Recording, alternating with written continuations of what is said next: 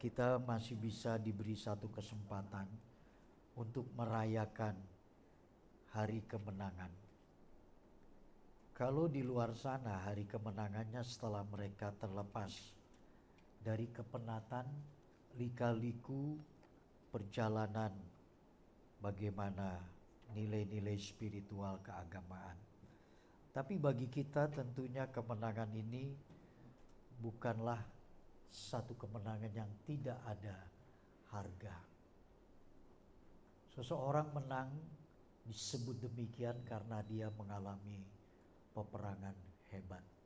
Peperangan dalam hidup.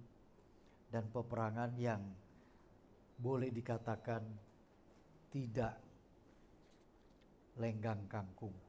Tapi peperangan yang dipenuh dengan kuasa yang bisa saja setiap orang kalah. Nah, tema yang saya ambil pagi ini yaitu berbicara tentang aku hidup.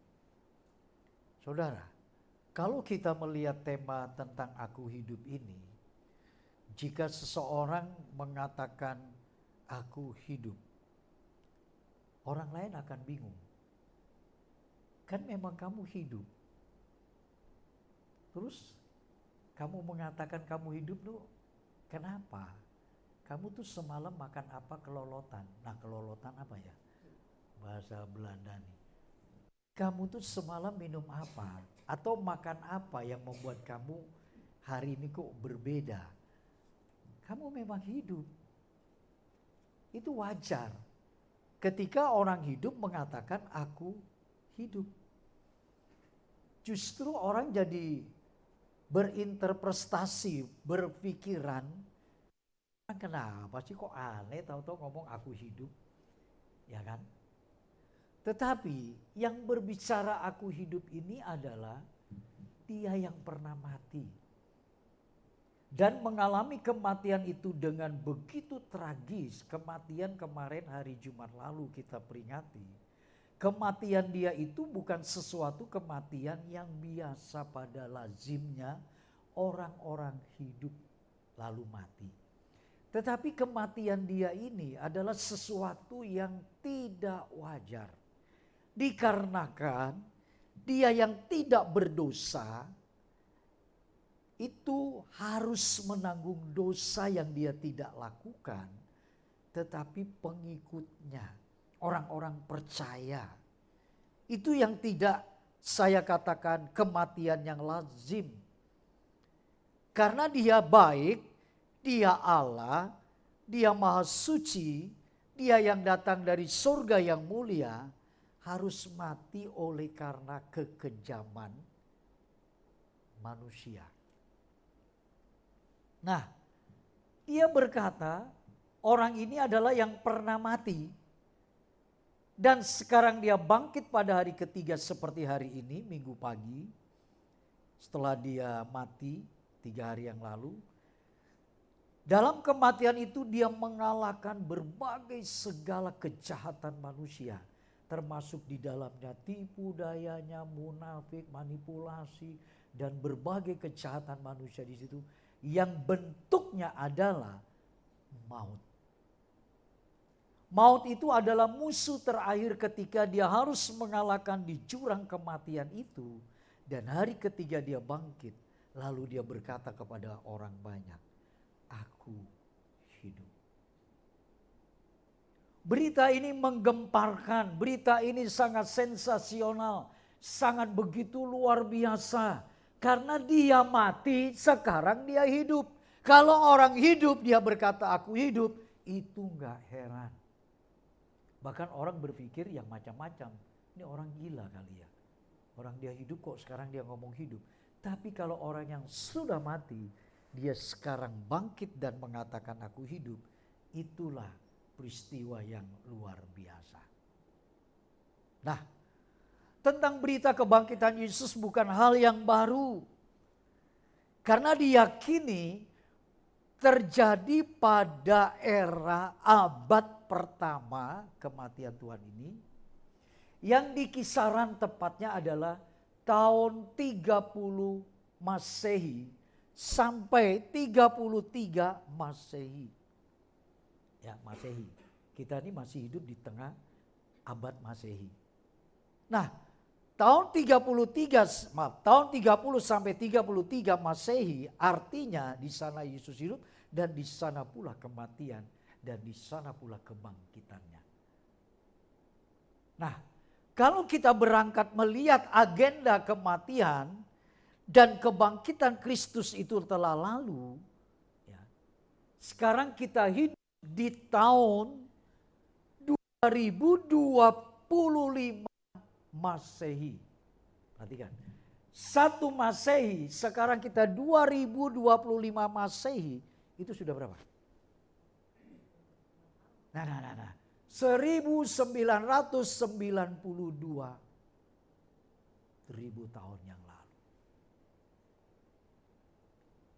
Artinya berita kematian ini terus tersiar dan terus. Sejarah mencatat kematian itu merupakan satu momentum yang hari ini tonggaknya tidak pernah berubah. Dan kalender Masehi mencatat kenaikan Isa Al-Masih. Sejarah mencatat itu adalah satu keadaan yang tidak berubah.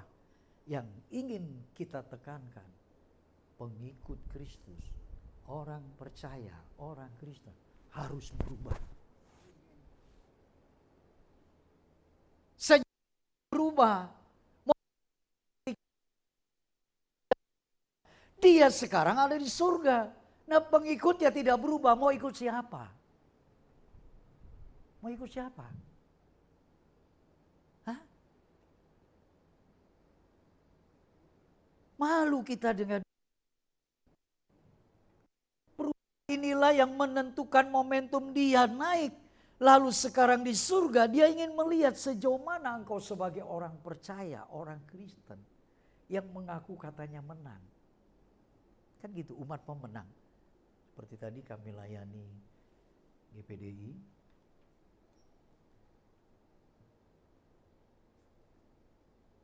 Apa ya lagu? Kerahkanlah kekuatanmu ya Allah. Tunjukkanlah kuasamu ya Tuhan. Serahkan musuhmu.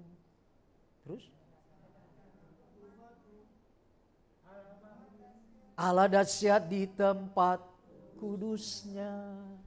Allah bangkit, bersoraklah. Kan begitu. Kita bersorak apa ini sekarang momentum kita, ayo? Hah? Kita tuh sering terjebak dengan ritual-ritual keagamaan. Kita terjebak dalam satu spiritual. Nilai-nilai agama yang tidak mengubah hidup kita.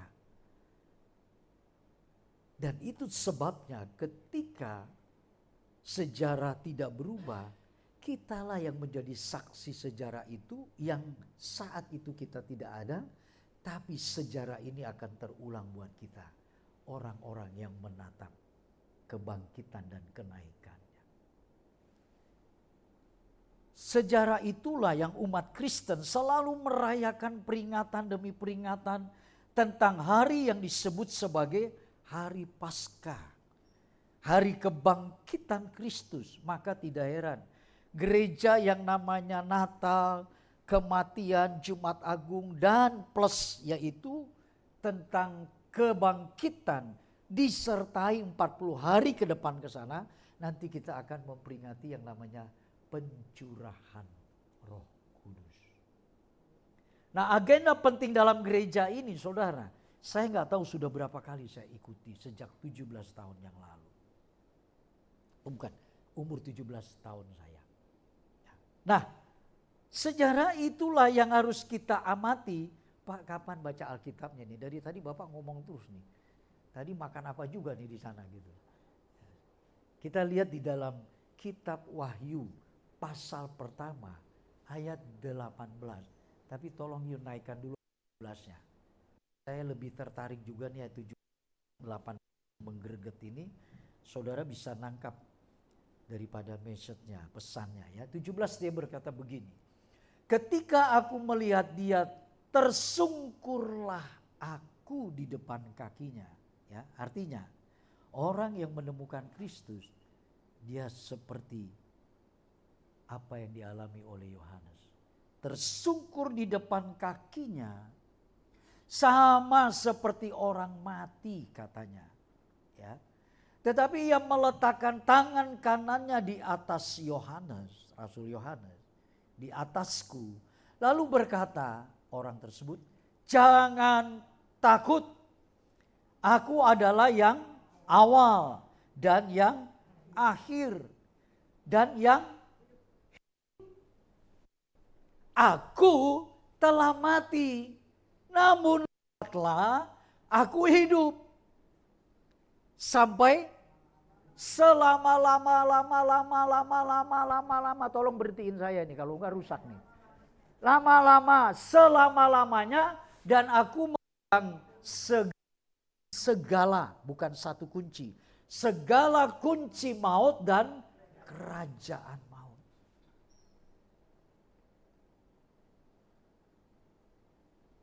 Apa yang tidak menggetarkan hati kita ketika kita melihat sosok pribadi dan sosok tersebut mendoakan Rasul Yohanes, jangan engkau takut, akulah yang awal dan yang akhir.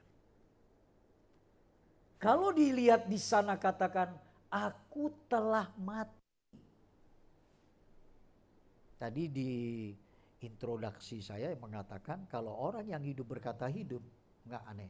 Tapi kalau orang yang mati berkata aku hidup, itu sesuatu yang luar biasa. Dan itu yang Yesus lakukan. Di dalam kata aku telah mati, itu menunjukkan dia mengalami alam kematian. Dia mengalami alam kegentaran. Dia mengalami alam ketakutan. Dia mengalami berbagai alam maut dan kerajaan maut yang menjadi musuh utama manusia. Saya ingin yakinkan Bapak Ibu, agama di luar daripada Kristus, bukan di luar Kristen, di luar dari Kristus, tidak ada yang pernah menceritakan sosok yang mengalahkan maut dan kuncinya dipegang. Dan itu kata dan aku mati, bukan tidak mati, aku mati dan engkau menangisi aku semua. Dan matilah aku mengalami, dan itu sebabnya sekarang aku ketika di alami enggak? Mana. Sudah ngalami enggak? Jasmani kita tidak mengalami, tapi spirit iman percaya kita harus sampai mengalami kematian seperti Kristus mati.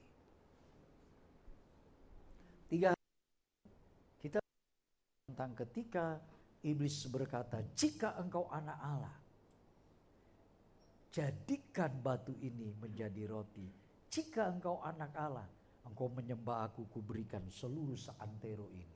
Dan jika engkau anak Allah, jatuhkan dirimu. Itu sedang merujuk kepada aku. Tapi Yesus begitu hebat. Dia tidak bertahan dalam dirinya ketika iblis datang secara agresor. Dia tidak mempertahankan dirinya bahwa dia benar-benar anak Allah. Dia bisa berkata kepada iblis, aku anak Allah.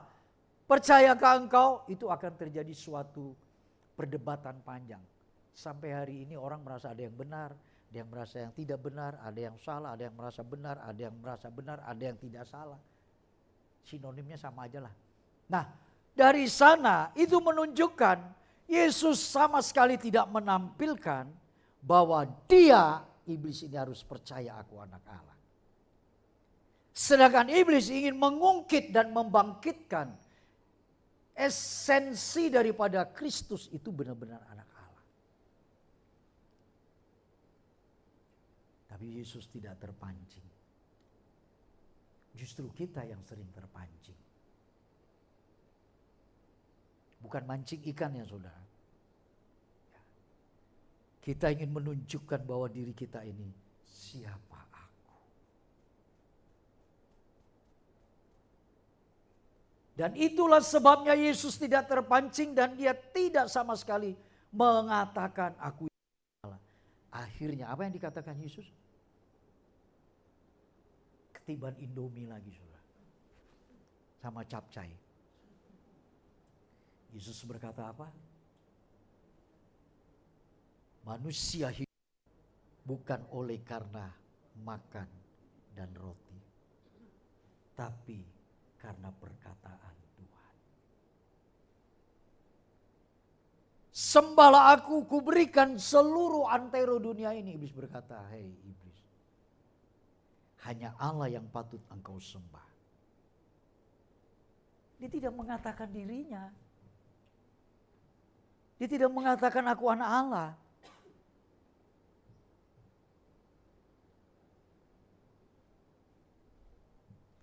Dan pada yang ketiga kali, dia tetap mengembalikan dan mengambil ayat Alkitab yang terdapat di dalam kitab Ulangan. Dari 3 agresor iblis terhadap Yesus, Yesus menjawab selalu dengan firman Tuhan.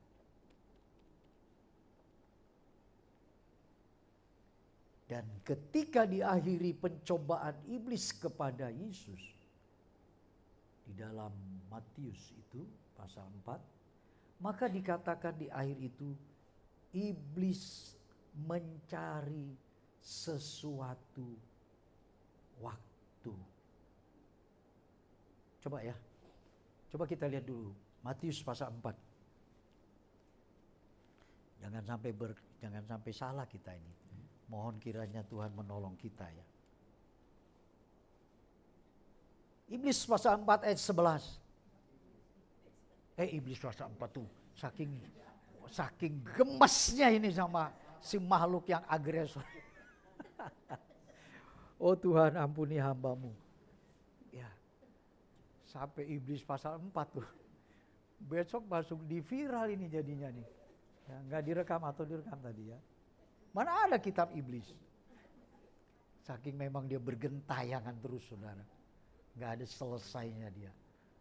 Matius pasal 4 ayat 11. Lalu iblis meninggalkan dia ketika dia tidak bisa sedikit pun masuk wilayah Yesus. Dan lihatlah malaikat datang melayani Yesus. Ayat 12.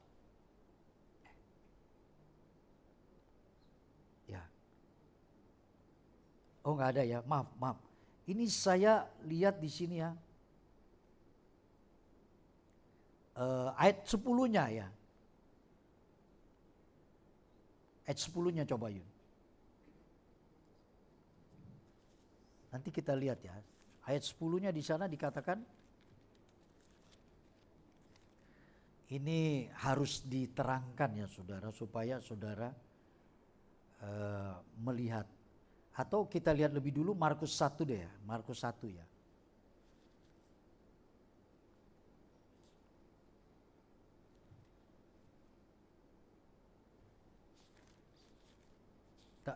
Maaf. Lukas pasal 4 aja kita lihat. Lukas pasal 4, maafkan. Ini tiba meluncur dari ini ya. Lukas pasal 4. Ya sahabat kita nih udah di surga. Lukas pandu. Lukas pasal 4 ayat yang ke-13. Karena dari 3 Injil sinoptis itu menuliskan hal yang sama. Maka tadi saya pikir dalam Injil Matius. Sesudah iblis mengakhiri semua percobaan itu. Karena dia tidak masuk wilayah Yesus dijatuhkan. Ia mundur. Ia mundur. Ia mundur.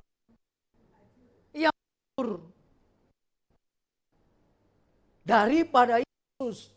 Dan menunggu waktu kira dia tidak bisa menemukan Yesus. Dia tidak jatuh Yesus. Dia tidak bisa Yesus berdosa. Ada waktu nggak dia akan coba lagi kepada Yesus? Nggak mungkin. Karena sejarah dan Alkitab mengatakan Yesus terus bergerak menuju program penggenapan Bapa punya rencana.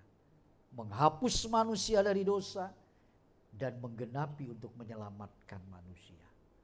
Tetapi kata waktu yang baik dia menunggu itu adalah pengikutnya.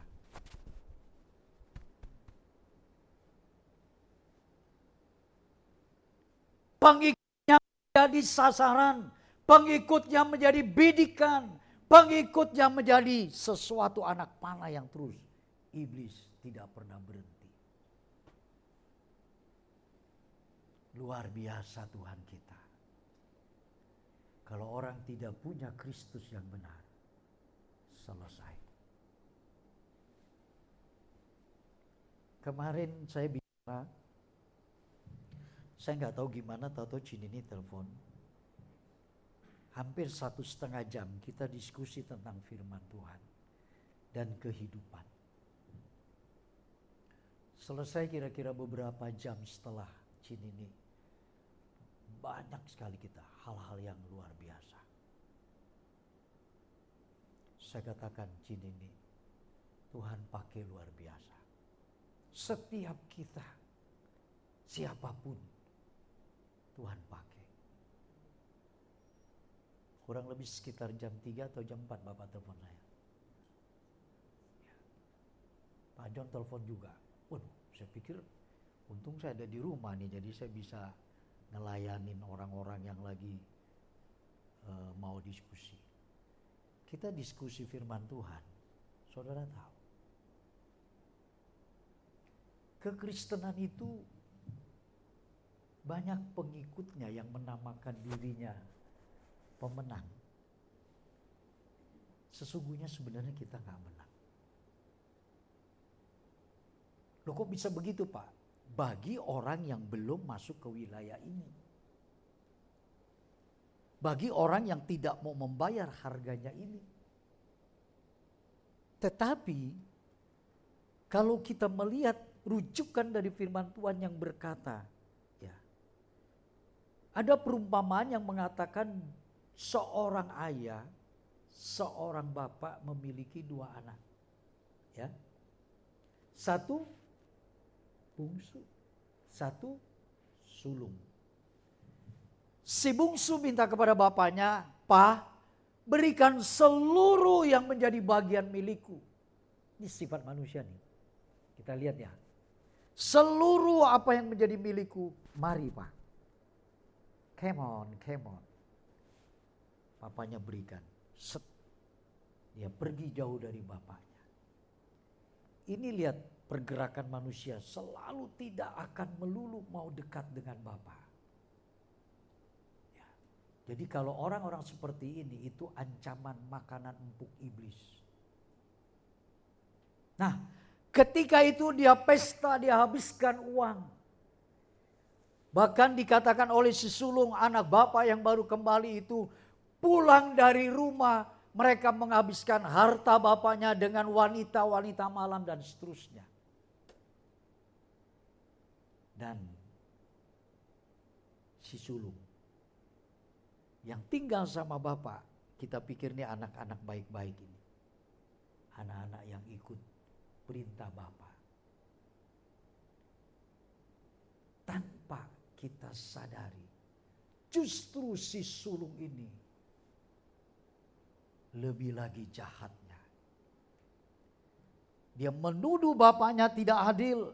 Dia menuduh bapaknya mungkin tidak seperti bapak yang dalam benak pikirannya.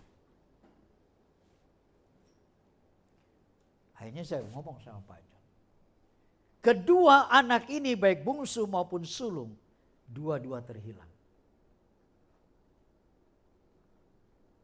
Jadi orang Kristen itu sebenarnya apa? Terhilang. Terhilang kita ini. Kita terhilang.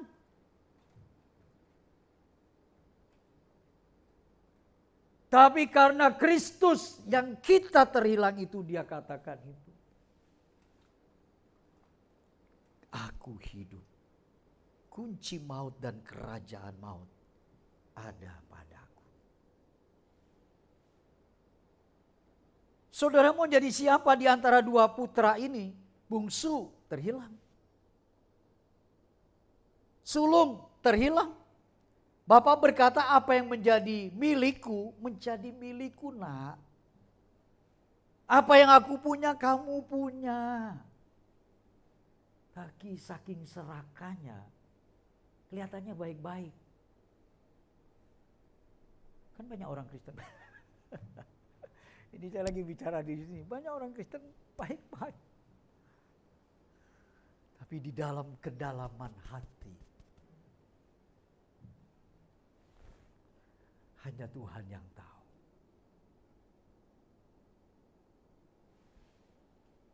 Itu sebabnya dia mati, dia bangkit. Itu sebabnya dia katakan, aku mati, sekarang aku hidup. Supaya engkau melihat bahwa aku telah berjuang sedemikian. Mana nilai perjuanganmu? Mengalahkan daging aja gak kuat. Mengalahkan keinginan saja gak mampu. Perjuangan apa yang kita mau lakukan? Kalau soal pergi ke gereja, semua orang bisa pergi ke gereja. Gak usah bicara gereja, orang di luar sana pagi-pagi sekali. Kalau segiran mau jalan pagi, ibu-ibu sudah pada gerombolan, ada yang 4 orang, ada yang 2 orang. Itu pagi-pagi sudah bawa tas, sudah mau pergi ke tempat ibadah. Pagi-pagi.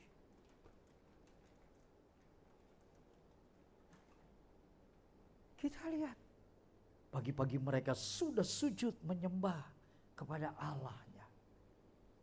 Sementara orang Kristen masih nina bobo. Masih bobo dan nina.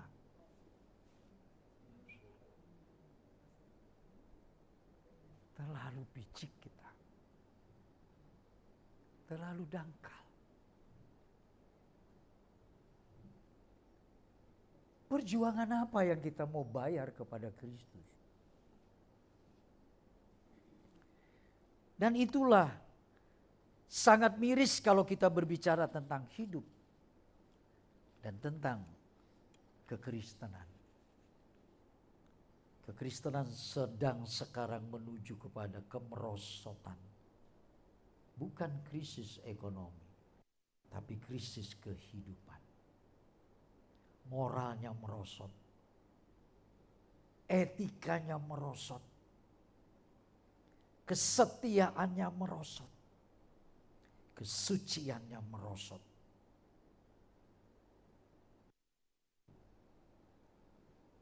Tujuan hidup merosot.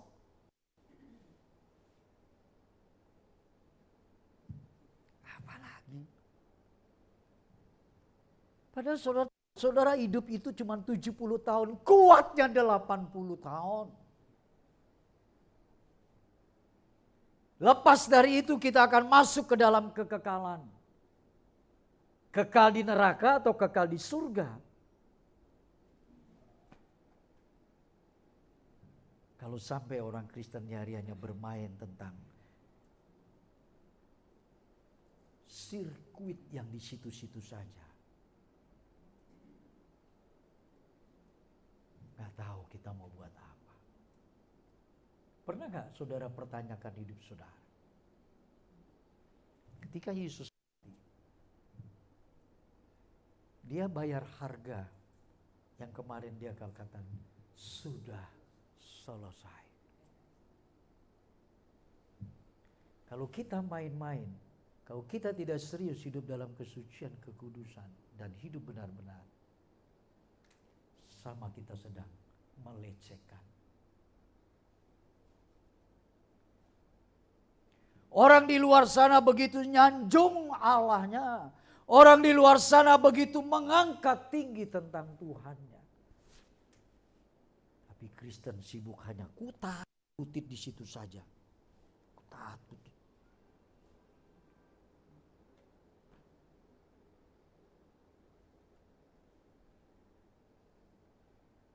Nah, berangkat dari inilah mari kita belajar bersama. Saya tidak peruntukkan khotbah ini untuk saudara, tapi saya peruntukkan Allah mau apa dalam hidup ini. Tuhan ingin apa?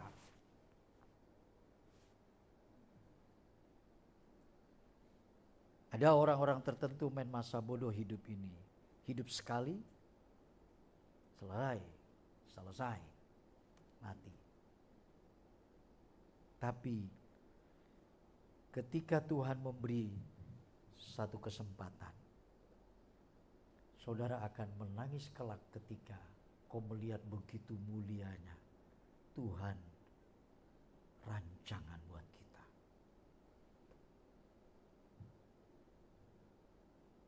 Jadi kalau kita pagi untuk melayani, untuk ibadah, itu gak seberapa ibu, bapak, kaum muda.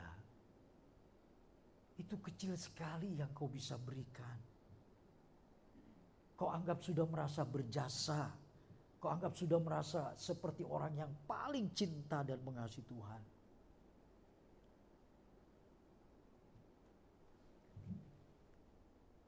Pada Jumat lalu berkata apa? Ia biasa dihina.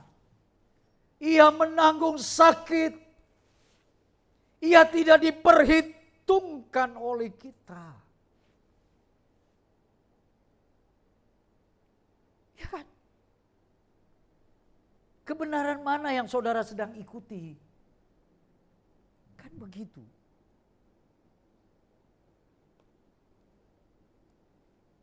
Sebab itulah mari kita sama-sama belajar.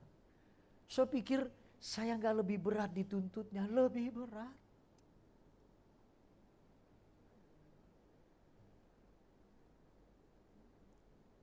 Ada yang mau gantiin saya, ayo saya duduk deh, saudara yang berdiri sini, ayo berdiri. Lebih berat. Jika bukan karena kasihnya. Karena bukan cintanya, saya sadari tidak akan mungkin bisa berdiri di tempat ini.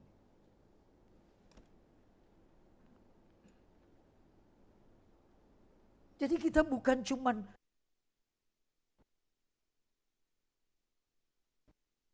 itu saja ekonomi, bukan. Tidak sedikit pun sedang menyepelekan tugas-tugas saudara ataupun saya. Enggak. Menemukan tugas jawab kita selesai dengan baik. Jangan sampai orang melihat kita masih ada cacat untuk melihat ruang salah kita. Jangan sampai ada orang melihat kita, katanya Kristus ada dalam hidupmu, katanya Kristen, katanya pelayan Tuhan, katanya pendeta, katanya gembala, kok masih begitu?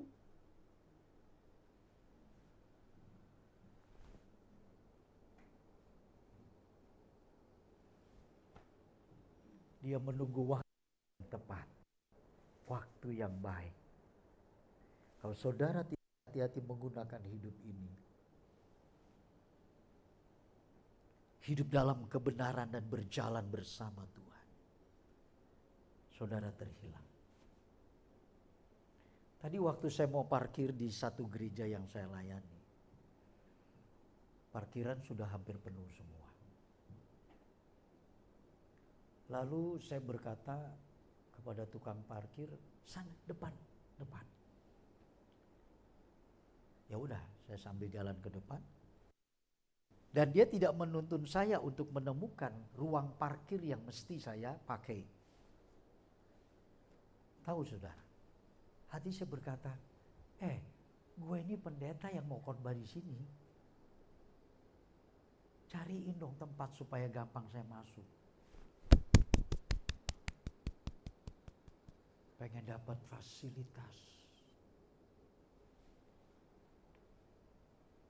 Saya ingat khotbah 3 hari lalu. Ya, saya coba cari. Dari jauh saya melambaikan tangan pada ibu gembala. Bu, saya parkir di mana? Dia baru panggil. Karena gak ada tempat.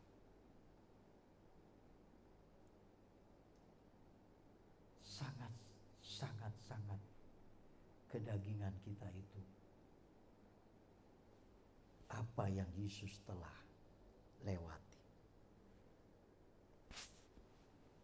Sebab itu Bapak Ibu Saudara, saya mengajak di sini satu kali. Nanti kita akan bisa melihat bersama di ending hidup kita. Saya masuk di sana atau masuk di sini. Ya kan? Ketragisan itu terjadi pemisahan.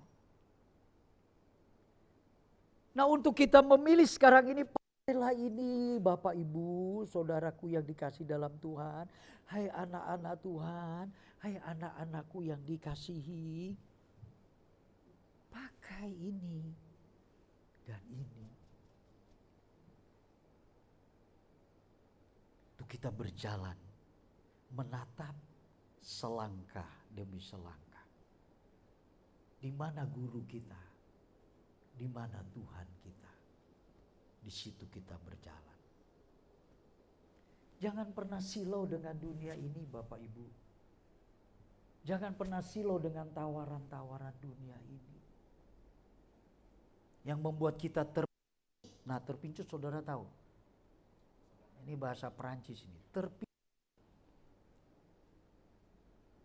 Apa ya? Terpesona. Bahasa Indonesia yang lebih enak mewakilinya. Terpesona. Waduh. Dialah masa depanku. Ini dialah harapanku. Inilah tempatku berlabuh. Ada si labu itu kalau suka ibu-ibu kalau lagi masak tuh sayur asam pakai labu bukan ya? Hah? Kita seperti itu.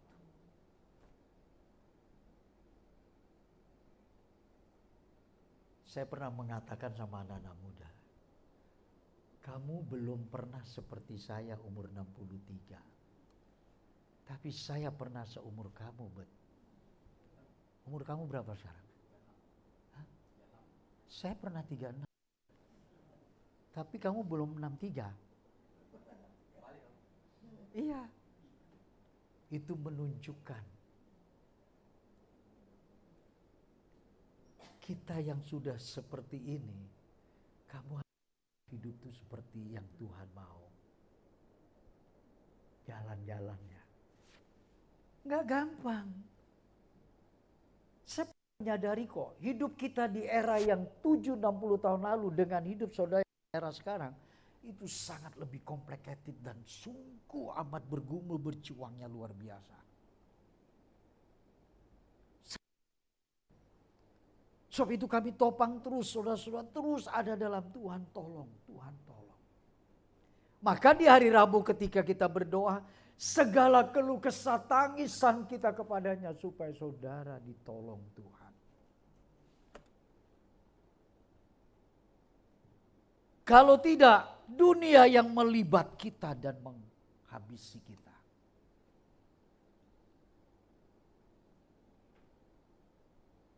Nah, itu sebabnya saudara yang dikasih dalam Tuhan. Ketika dia berkata aku telah mati, artinya aku mengalami. Namun lihatlah, saudara harus lihat. Itu loh.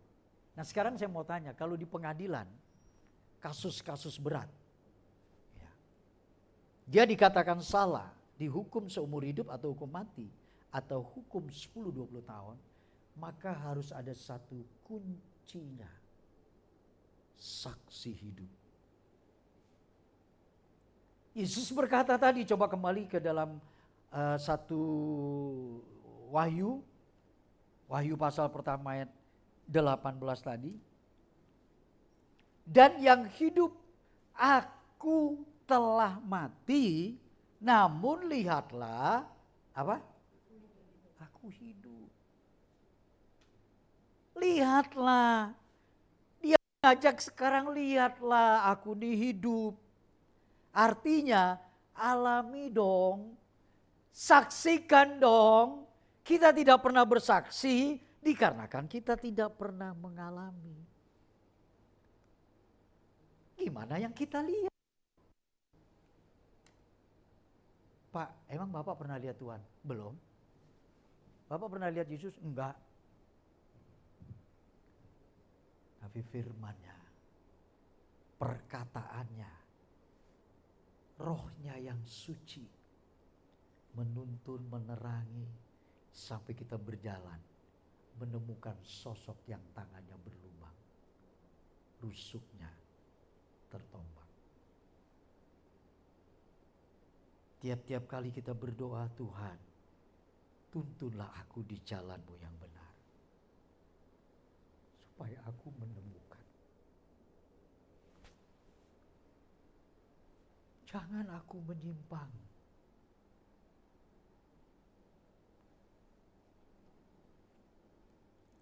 Dan lebih lanjut dia berkata, selain lihat menjadi saksi, kamu akan menemukan aku yang hidup. Tidak cukup sampai di situ Bapak Ibu Saudara, lihat, ya kan? Setelah lihat aku hidup sampai selama-lamanya, dan aku yang memegang kunci itu. Jadi kalau kamu bersama aku, kamu tuh aman, tenang. Ada yang namanya tenang di sini? Gak ada ya. Sebelum peristiwa kitab Wahyu ini, Bapak Ibu, satu kali Yesus berkata kepada Thomas. Lalu Yesus berkata begini, kemana aku pergi kamu akan tahu jalannya ke situ. Ya, Thomas berkata begini, Guru, yang benar aja. Engkau ini mau pergi kemana? Kami tidak tahu jalan ke situ. Kita tuh seperti domba yang tidak tahu jalan. Maka gembala yang menuntun, gembala agung. Ya. Akhirnya Yesus berkata, adalah jalan, kebenaran, dan kehidupan. Kalau kamu gak tahu jalan kemana aku pergi, aku tunjukkan. Aku, ini loh jalan. Aku kebenaran. Dan aku kehidupan. Padahal kitab ya Wahyu, belum dia bangun, belum dia bangkit, belum dia juga di Patmos menumpangi tangan Rasul Yohanes, dia berkata aku hidup. Jadi di dalam pasal Yohanes 11, Injil Yohanes pasal yang ke-14, ya, di situ dia berkata kepada Thomas demikian, aku hidup. Coba saya mau tanya, dia bukan nabi, dia Tuhan, yang dia mengatakan dirinya, aku ini hidup. Nubuatan-nubuatan yang Alkitab katakan merujuk betul dia itu hidup, Alfa dan Omega. Jadi dia bukan pribadi yang boleh dikatakan sembarang. Dikategorikan nabi, bukan. Dia itu Allah, pribadinya Allah, firman. Dan mari kita lihat lebih jauh. Setelah Thomas berkata begitu dijawab oleh Yesus. Perhatikan. Di dalam Injil Yohanes pasal 11. Maka di sana Yesus berkata kepada Marta. Dia bilang begini. Marta punya saudara siapa ya? Hah? Maria. Terus? Lazarus. Jangan salah ya. Marta punya saudara Maria dan Sakeus. Bukan. Nah, Marta itu menangis karena Lazarus mati atau meninggal. Maka Yesus datang dan berkata, barang siapa yang percaya kepadaku, sekalipun ia mati, ia tetap hidup. Dan kata Yesus, barang siapa yang masih hidup, barang siapa yang masih hidup, dia akan tetap hidup sampai lamanya. Kalau kita melihat firman ini, saudara punya masalah apa sih? Saya punya masalah apa? Yang tidak bisa mewakili bahwa Yesus sanggup menyelesaikan masalah itu.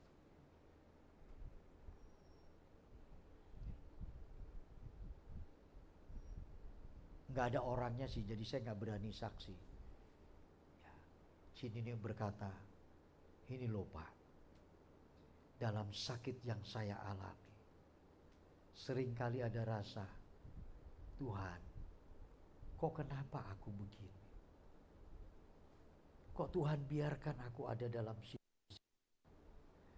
Satu kali dia berkata kepada Koluki, suaminya, lu hati-hati ya. Ya. Kalau ya, lu hati-hati katanya. Sampai saya tidak ada, kamu bisa menjaga diri. Itu sudah terlontar pesan itu. Tapi kami dibimbing untuk percakapan itu sampai kami melihat rencana-rencana Tuhan yang besar.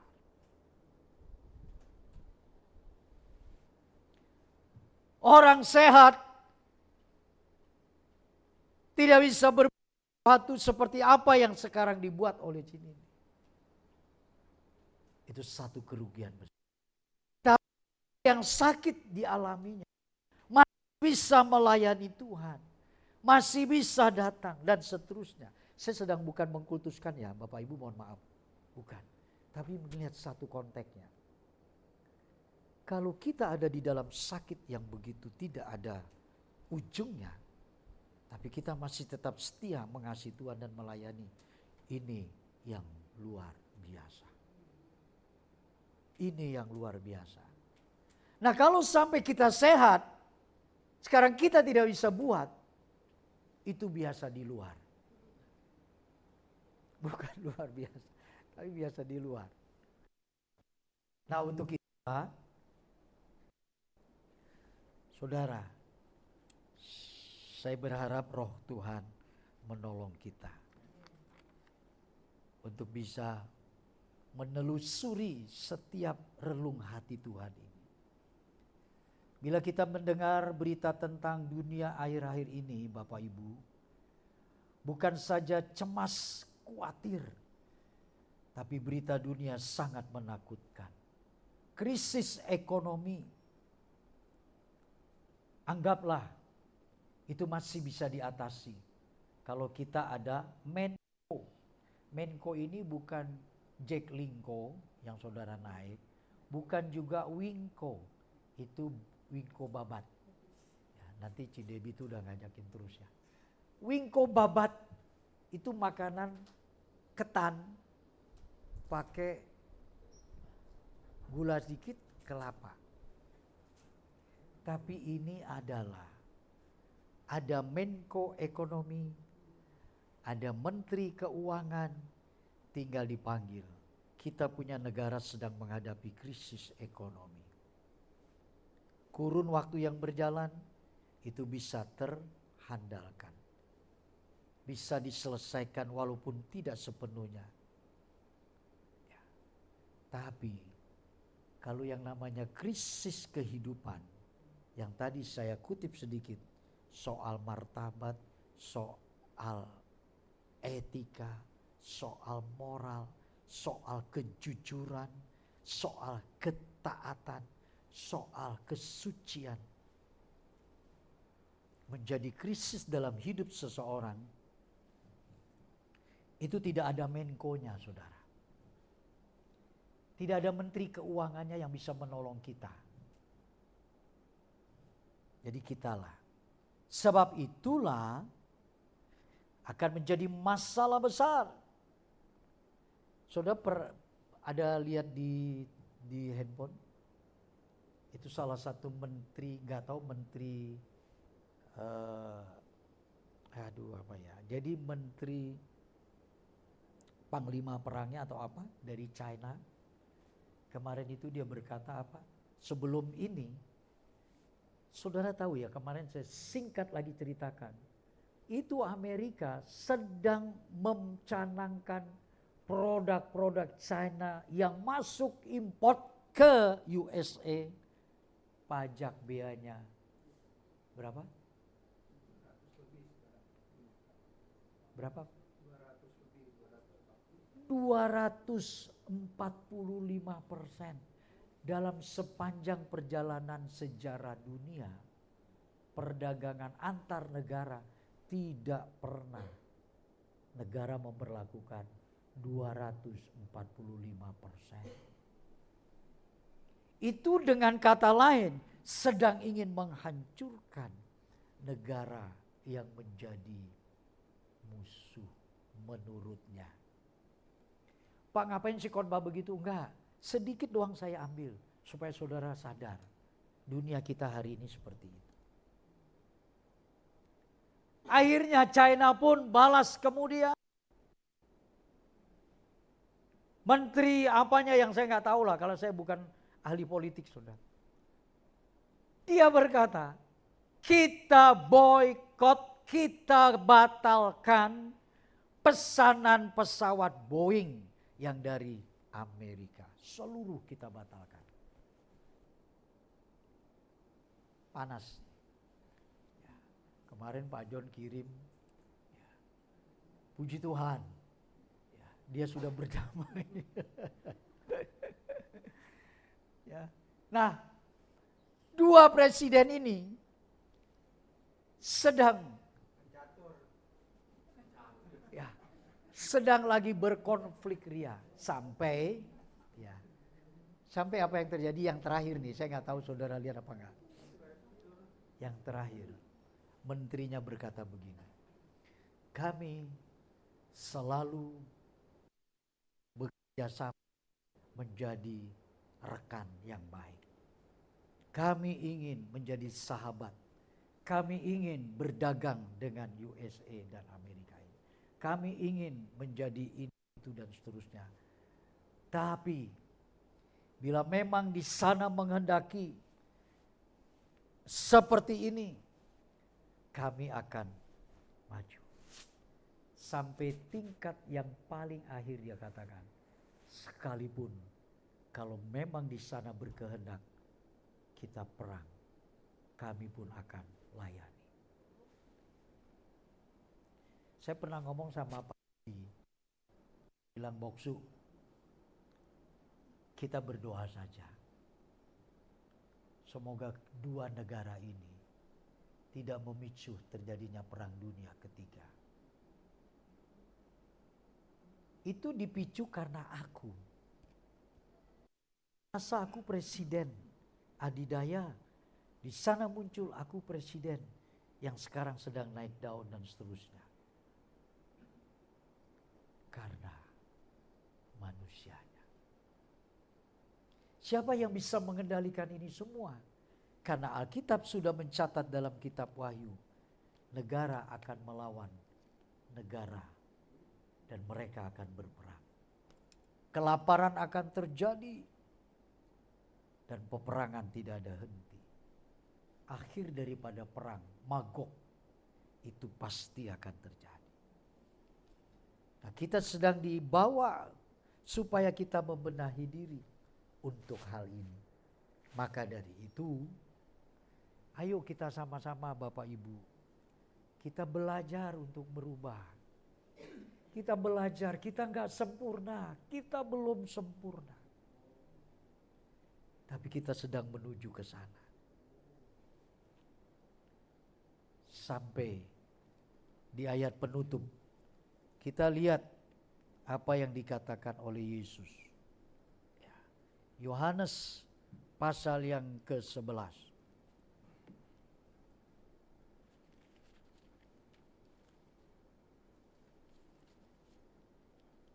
Injil Yohanes pasal yang ke-11. Di sana dikatakan ayat yang ke-39.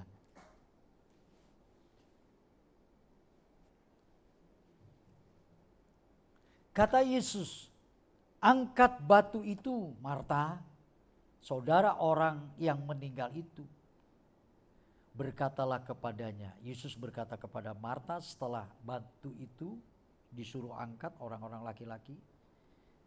Tuhan berkata, Tuhan, maaf, Marta berkata kepada Tuhan, ia sudah berbau, sebab sudah 4 hari ia mati. Jadi penghalang Yesus untuk melakukan mujizat itu siapa? Marta, orang yang gak percaya. Jadi konflik terbesar dalam hidup kita apa, saudara? Tidak percaya. Bertahun-tahun kita gereja, bertahun-tahun kita melayani, bertahun-tahun saya khotbah. Unsur pertamanya kita tidak percaya Tuhan. Berulang Yesus berkata, percayakah engkau akan hal ini? Sekalipun kau mati tidak akan mati, kamu akan tetap hidup. Dan kamu akan hidup selama-lamanya. Percayakah engkau? Aku jalan, kebenaran dan hidup. Tidak ada seorang sampai kepada Bapa kalau tidak melalui aku. Percayakah engkau? Angin gelombang, perahu yang pernah 3 minggu kita khotbahkan di sana. Ombang-ambingkan, guru. Yesus berkata, hai kamu yang orang kurang percaya. Di mana imanmu? Sekalipun terpuruk ini hari hidup kita, ekonomi kita, rumah tangga kita, ketidakpastian kita. Tapi kalau kita tetap percaya kepada Tuhan, Tuhan akan menolong dengan caranya. Tuhan menolong dengan sistemnya. Dia akan terus menopang kita. Saya sebagai bapa, ketika anak kita lihat dalam ketidakmampanannya, hati tersentuh dengan belas kasihan. Apalagi kita punya Bapa di surga yang sangat tahu, mengerti. Sangat dia pahami. Dan berangkat dari itulah saya menutup renungan ini. Percaya adalah satu krisis yang besar yang dialami oleh seluruh lapisan masyarakat dan manusia. Thomas mewakili gender, yaitu pria atau laki-laki. Marta mewakili gender perempuan atau wanita. Jadi semua manusia laki dan perempuan prinsipnya selalu tidak percaya pada Tuhan. Maka dari itu mari kita temukan dia, kita alami dia, kita jadi saksi dia. Saudara, kalau kita sudah mengalami Tuhan, pasti kita akan berubah. Dari manusia lama kita menjadi manusia yang baru. Ketika kita menjadi manusia baru, disitulah masa depan kita. Disitulah harapan kita. Sebab itu Yesus berkata, masa depanmu tidak akan hilang. Tuhan Yesus berkati kita. Amin. Mari kita sama-sama bangkit berdiri. Kita akan nyanyikan satu lagu.